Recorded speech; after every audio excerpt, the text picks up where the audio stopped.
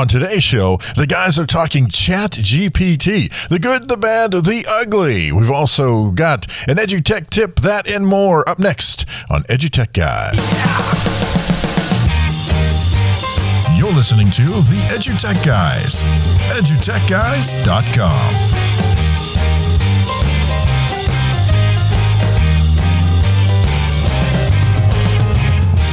Hello and welcome to the show. I'm David Henderson. Hey, I'm Jeff Madlock. Yeah, hey, thank you so much for tuning in, turning on, downloading, grabbing the episode, all that good stuff. All of that good stuff. You can find us on the web at EduTechGuys. Just put the little @ sign in and EduTechGuys, and you're going to find us. We're out there. Also at www.edutechguys.com. All the good stuff coming back at you. Check us out on the tweets and the chats and the poops and the bops. That's where we'll be at. That's right. All the boops and bops. The beeps and baps. I think I said right. Poops, and I do apologize for that. Well, sometimes we're there too. I've been rereading some children's books from my childhood, and everybody poops was one of them. So that's been in my brain.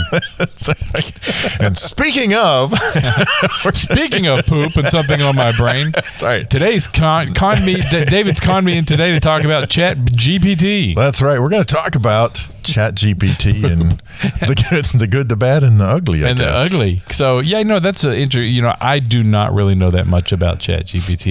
I know that several of the world's greatest educators on Twitter and Instagram are all up in arms about the good and the bad of it, and they have their opinions. And at one moment I'll watch a video or a reel or a TikTok about ChatGPT can do this for your classroom and this for your classroom, and then it'll be the same people like, but stay away from it, the kids are going to use it and they're going to cheat and we're never going to be able to know. So I guess that's interesting, is like, if they're smart enough to figure out how to use it, then isn't that an intelligence in itself? I mean, well, and to me, it's so funny. It's like anything new, right? So, we had calculators when we were in school, and that was a new thing. And, we couldn't use calculators because you're not going to have a calculator in your hand at all times.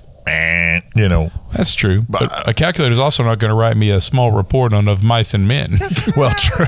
That is true. But, so fast forward to where, okay, yes, we all do have calculators, or most of us anyway have easy access to one. And as a matter of fact, they've built curriculum around the fact that we all have calculators now, right? So then we also have, think about the birth of Wikipedia. And, people were really wigged out about it. And yes, in the early days, Wikipedia was a Wild West mess of who knows what you would get. Over time, many of the entries have been, corrected and fact-checked, and whatever other terms you want to use, where it is the actual information. I always, one of the things that I don't know, I always gravitated to in terms of allowing any of the students that I was teaching, allowing them to use it is, they still got to check their sources as far as I'm concerned. That, Wikipedia itself cannot necessarily be a source. But if we think back to the days of, encyclopedias, the big, 82 volume encyclopedia books, those were all intents and purposes, they were edited by a handful of people. Here, you've got the world editing this encyclopedia of knowledge. So it stands to reason, to me anyway, that, and perhaps this is the wrong way to look at this, but that you've got all of these eyes looking at this information, and if it's wrong, people are going to fix it. Whereas if it was wrong in an encyclopedia, it was wrong until the next version that you were able to afford to buy came out. Yeah. I don't know. Maybe it's just me. No, I don't think it's you. I wish I knew more about ChatGPT and GPT, right? So what's that stand for, ChatGPT, exactly? I should have that right here in front of me, but I don't. Oh, that's okay. I mean, I didn't know. Is it like, It does mean something, and now I can't remember it. And I really did. I really did have that in front of me a minute ago, so you caught me off guard. Well, it's funny. You said the wild, wild west of Wikipedia, so I guess we're now into the wild, wild west of ChatGPT. Yeah, right. Of AI. Yeah, of AI. Well, I guess Will Smith's going to slap somebody and say, "You keep the GPT out of your mouth." The Wild Wild West got me caught on that. He was in the Wild Wild West there. But here's the thing, though. To me, that's one of those things where okay, I'm trying to find GPT-3 or, and what it means. And I'll be honest, there we go. Generative pre-trained transformer. Huh, so we got a Bumblebee and a more than Optimus meets the Prime. eye. No, but here's the kicker, to me, the key part of that is that it's trained, it's pre-trained, right? Meaning it doesn't know anything on its own. It has to be trained. It has to be given data, and really, that's one of the caveats of whether you like ChatGPT and you want to attempt to incorporate that into your classroom, or you think it's of the devil and it's the worst thing ever. One of the catches is that it has to be trained, so it's only as good as the information going into it. And I know a lot of people are like, well, yeah, but it scanned the entire internet. Well, it did scan a whole bunch of the internet, but here's the problem. When it did this and it completed its scan, that was back in 2021. So for me anyway, one of the catches here is, and especially if you're an educator and you're a little reticent about using it, make sure that the information that you're seeking and the content knowledge that you're trying to have demonstrated is newer than the AI applications that the students are using. If you want to ask them about something that happened 3 months ago, ChatGPT, it's not going to be in there. Right. So that's definitely a bonus in terms of if you're wanting to have your students demonstrate that but be current, ChatGPT is not going to be able to do that. So it's not learning from questions asked to itself, is it? I mean, like, if I say you tell me about the Lunar New Year, which is just now. Or tell me the top 5 events that happened on the Lunar New Year in 2023. Yeah, it could not do that. Okay. So yeah. It's not going out constantly learning. It's only learning what it had told to it the very first time. Right. Now, having said that, if someone published an article, say back in 2020, and they were outlining what was going to happen, sure. then it doesn't do current events. But, right. It's not going to have anything that is current. So why didn't they set it to just keep learning? I have no idea. That's a good question. I think we know and actually, it probably is. It doesn't need to become self-aware, because if it can make itself right, then it'll just Google it for you. Is what it's doing. At that point, while trying to get through the top, at that point, that's right. So I think it's one of those things where, are students going to attempt to use this for outright plagiarism or not even? And plagiarism, even that is a pretty strong word. Technically, I guess it's plagiarism because this other thing is writing it, even though it's not necessarily getting that information from one particular source. But the fact that they're not writing them themselves, sure, it's plagiarism from ChatGPT. Yeah. I get that. At the same time, you could just say, well, our teacher's going to start using this to come up with all their quizzes instead of just pulling them out of that file folder from 15 years ago. Yeah, exactly. Well, and that's one of those things. In fact, I was reading an article not long ago, and there was a teacher who did just that. He went into ChatGPT and said, hey, generate 10 multiple choice questions on XYZ subject. And when it generated those back, 6 of the 10 were usable. So did it generate them? Yes. But of those, only 60% were usable. And I don't know exactly what that means. The article doesn't explain how or why those were or weren't usable, but that's also showing you the not necessarily the potential fallacy of the data that is in ChatGPT, but more, to me, that's more along the lines of, if I'm the teacher in the class and I've got certain things that I want these students to know and certain things that I want the students to be able to demonstrate that content knowledge back to me, ChatGPT is not necessarily going to know that is what I'm looking for, right? It just basically did what I said, right? I told it to give me this and it gave me that. Some of that stuff's going to apply, some of it's not going to apply. I think the same thing can happen with student work.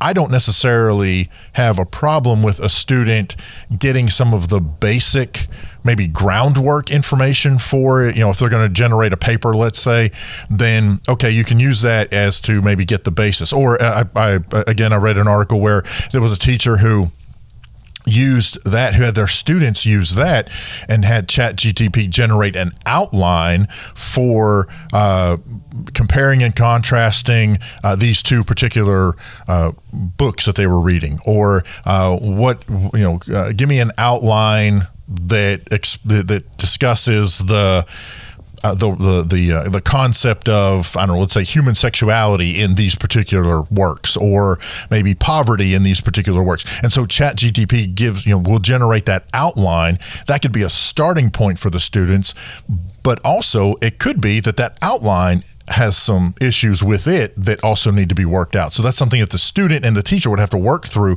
to make sure that whatever they were getting out of it is actually going to apply to whatever it is me as a teacher as I'm trying to get them to do. Does that make sense? Oh yeah, completely. I think what I'm noticing, just my understanding of what GPT. Yes, GPT. Yes. I think you were saying TP. I probably was. That toilet paper. It sounds like some great toilet paper. Some ChatGPT. I meant PT. Yeah. I think some people look at it as ChatGPT. Great. I'm going to say it enough. I know. Now we're all going to be confused. Okay, ChatGPT. That's what it is. There you go. So I think what it is most people are freaking out and overreacting at this point because, it is what it is. Just like you said, it's the calculator, it's the computer, it's using the web and Google. I mean, so it's just taking one less step away from Google. So it saves me 4 steps, but I still got to add more steps to it to prove that what it gave me is right. So, I think I like the way, I know Canva has incorporated, maybe it's ChatGPT they've incorporated, but they have this magic text that they're doing the same thing. Mm-hmm. But they kind of threw it out as, hey, here's a way to help you generate, top 5 lists and things like that to get you started, to help you better create your own work by giving you something to start with. Right. And that's it. It's not going to do all the work for you. Yes, maybe in a crappy English class, give me a summary of mice and men, and it gives you a paragraph, mm-hmm. and a teacher will accept that and be happy with it, just the fact you turned it in. That was going to happen either way, whether you copied it from a book in the library or ripped it out of a magazine. But I do agree with you. I think that the follow up and the validation and the verification of the information you're getting from it is going to be the biggest thing, and eventually it's going to be the same thing.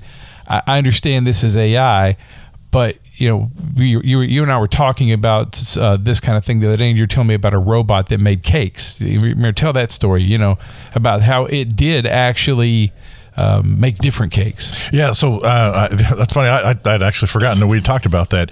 I had seen a video. One of the things that people like to bring up, especially about AI and robotics, is how there are certain functions that only humans can do. And this one was about cake decorating, and that may seem superfluous to some folks, but just bear with me and hang in for the ride.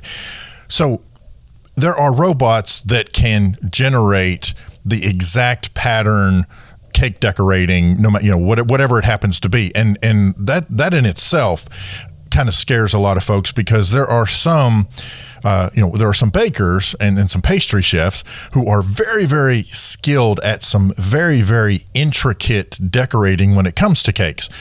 Well, yeah, there's robots that can get down to that nitty-gritty fine tooth, putting this exactly where it needs to go in this particular swirl and that particular, and so it's able to replicate that cake perfectly every single time. Okay, well, so now you've got cakes, these cake decorating robots. That's basically the factory at that point, right? It's assembly line. Okay, but and a lot of people might say, especially some higher end chefs, may be like, well, yeah, but I can tell which one was done by a robot or not, because of even the most professional, perfect chef, perfect pastry chef is still going to have this little tweak here or that little mistake here, and I'd be able to pick those out.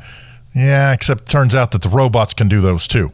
So you can tweak the program just a hair so that it's not picture perfect every single time. And as a matter of fact, it doesn't even make the same exact mistake. So it's not like it's replicating the same weird little squiggle on a particular line every single time. It's that whatever it's adjusting is different every single time. So it actually looks like a human decorated the cake. And so I don't know, that fascinated me because I never in my life would have even thought that was a thing. But the fact that, yes, you can tweak these programs to do that kind of work. And again, I'm going to go back to the whole, calculator thing. And I can remember when I was in 9th grade, and I've probably talked about this on the show before, but it sticks out. This is how traumatic this was for me. But I can remember in 9th grade, I had a Commodore 64. In my Commodore 64, I had this dot matrix printer. Now, those of you listening, if you know what I'm talking about, you'll follow along. If you don't, you'll have to Google some of this stuff, okay? But it had a 24-pin dot matrix printer, which for all intents and purposes was typewriter quality printing, especially in those days. And so I had kicked out my paper using that printer. I typed it into my computer, kicked it out, and my teacher wouldn't take it because I typed it on the computer. It wasn't a typewriter.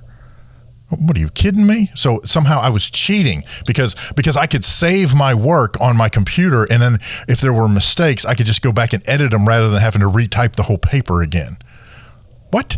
Now we don't think twice about that. Of course you're going to type it. You're going to put it in Google Docs, and not only going to put it in Google Docs so that you can edit it, but you're going to put it in Google Docs so that you can share it with me, so that then I can make comments on your paper, so that then you know what to fix. But so I think this is going to be a very similar thing with this ChatGPT. GPT? Yeah. All right. So I think this is going to be very similar in that the first thing you have to think about is think about all the times throughout our lives, as we were coming through school, all the different technologies, especially those of us that are a little older, and some of this stuff was like super new, but think of all the different technologies that are now just a part of the curriculum. I truly think this is going to be one of those things. This is going to be one of those things where, yes, people are, some people are really freaking out about it. We're not exactly sure how to use it. We have cool ways that we can use it for the good. Of course, there's always ways to use technology for the bad. But ultimately, students are going to be, AI is going to be a part of their world, whether you like it or not. So the question is, how do we help them understand what's good about it? How do we help them understand what are the misuses of it, and or what are the limitations of the AI, knowing that is going to evolve, and so those limitations are going to change, but there will always be limitations. So, what are those limitations, and how do we as humans mitigate those limitations and retain our own, being an English person, retain our own voice when it comes to the stuff that we are turning in, to the writing that we're doing, to the projects that we're doing, where we are using these AI tools to help either refine or define what we're doing without it being what we're doing. That makes me think the history of Western civilization, what you're talking about there, has this proclivity of wanting to make us learn through failure. Mm-hmm. Mm-hmm. Just your typewriter story. Right. That teacher, they wanted to, and I think back on my Western civilization course in high school, we had 2 grades. One was for content, and one was for the whole typing aspect of it. How was it double spaced? Did it fit this? Right. All the margins. Let's measure it. Did you set the typewriter right? And that's useless at this point. But you're right. That teacher wanted you to. Well, I want you to do it on a typewriter, so you have to go back and use the correct tape and use the correct white out and retype it and make it look good. That whole thing, that's quite interesting. And I think that's the scary part about ChatGPT and even Google Docs. I personally know teachers right now in our educational system that hate Google Workplace. Right. They hate the idea of it. Just all the things it can do, just the way spreadsheets work, the way spell check works, the way that they hate it. And I'm thinking to myself, boy, it's amazing how we can take the history of Western civilization and just keep kicking it in the shin every time it kind of gets. Listen, you're moving too quick. Let me hobble you for a second here to slow you down. So, under the question, I guess I have, it's quite interesting. It seems like eventually, it's like, I think if we could do this, if you could take 1,000 7th grade book reports on Grapes of Wrath, Okay, maybe that would be 9th or 10th grade. Whatever grade it would be. You take 1,000 of those and you look at them. How many of them are going to, I mean, how many times can you rewrite a book report on the Grapes of Wrath and it not eventually look the same at some point? So does that mean that we feed in to ChatGPT, 5,000 10th grade book reports on Grapes of Wrath and it learns 2,000 ways to write it differently? I mean, am I kind of hitting it on the head there? That's kind of what it would eventually do is, could you actually tell ChatGPT, write me a report. I need a 5-page book report on the Grapes of Wrath that's not like anything you've ever written before? I'm sure you could ask it that. In all truthfulness, I don't think it could generate that at all. I mean, how could it possibly? Going back to what you even just said, even asking, even right here, right now, today, go into any 9th or 10th grade English classroom and say, you've read the Grapes of Wrath, write a report on it.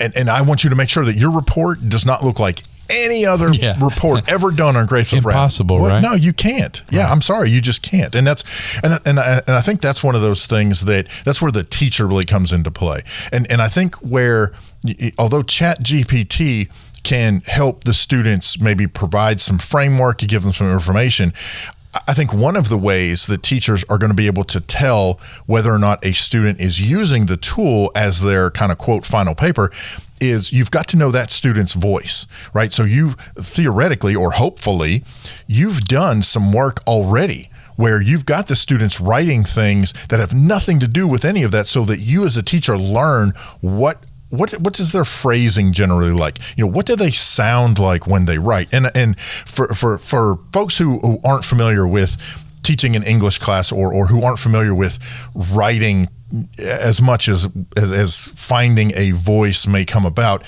I can tell you those folks who are teaching that, they do. That is one of the things. You look for that kind of thing. You help students develop that kind of thing to figure out what their voice sounds like. What does their writing sound like? So what happens is they turn in a paper that was kicked out by ChatGPT, and as the teacher, I can instantly look at that and go, that's not the way you write. You don't use those words. Right. And I'm not saying like they're big, fancy, flowery words.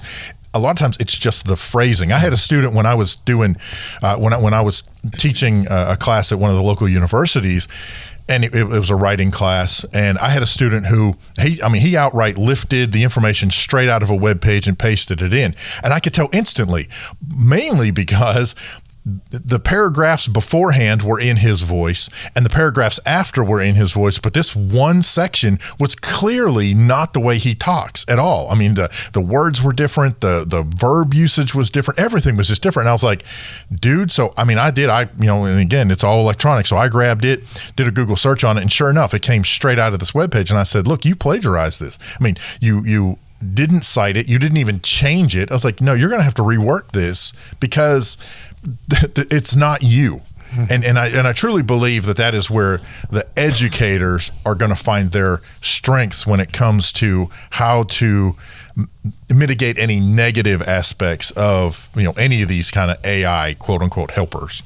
So I understand now if I'm going to write a paper in the future with ChatGPT, as I say, write it in the voice of Stephen King or something like that. In the style of Stephen King. That would be interesting, wouldn't it? Well, here's the thing. I'm pretty sure it can already do that.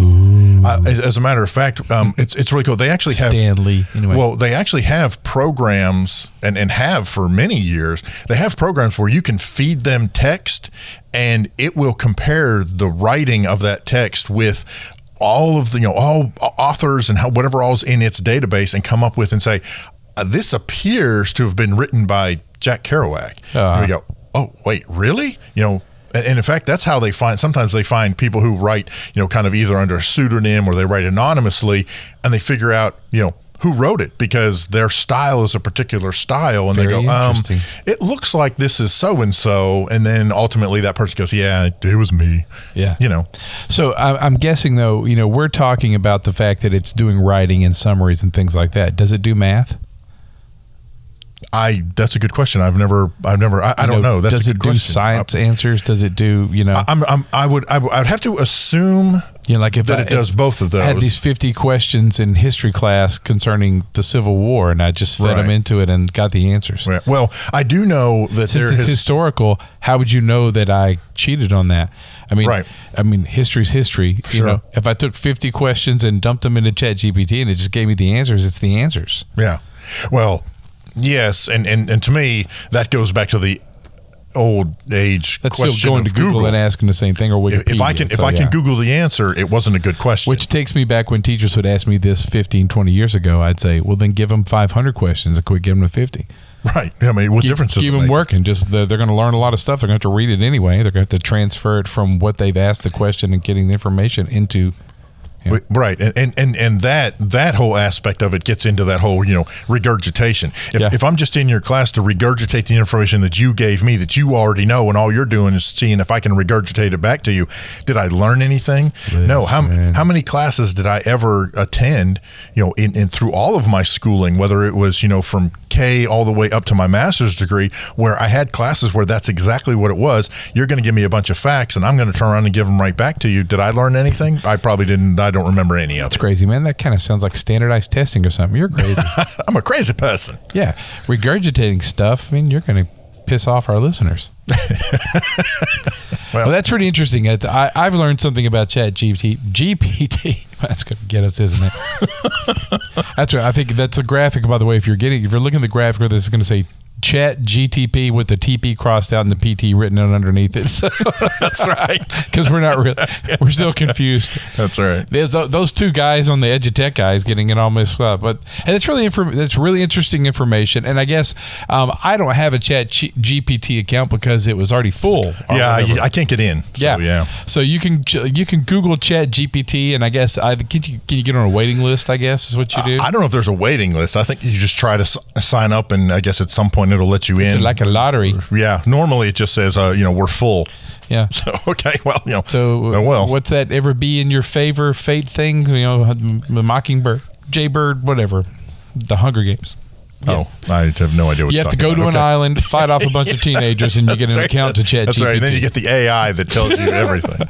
Hey, listen, I hope you enjoyed this show. Don't forget to check us out on the web at EduTechGuys or edutechguys.com. We'd like to say we're excited to be on the new B Podcast Network. We're now members of the B Podcast Network, so you'll hear a little bit of front roll and end roll on all of our podcasts to let you know about the other podcasters in the network with us. Exactly. Hey, but before we go, we would be remiss if we did not give you an EdTech tip of the week, and this is going to be a quickie, and it's a cool one, and that is that you can add captioning, live captions to your Google Slides presentations.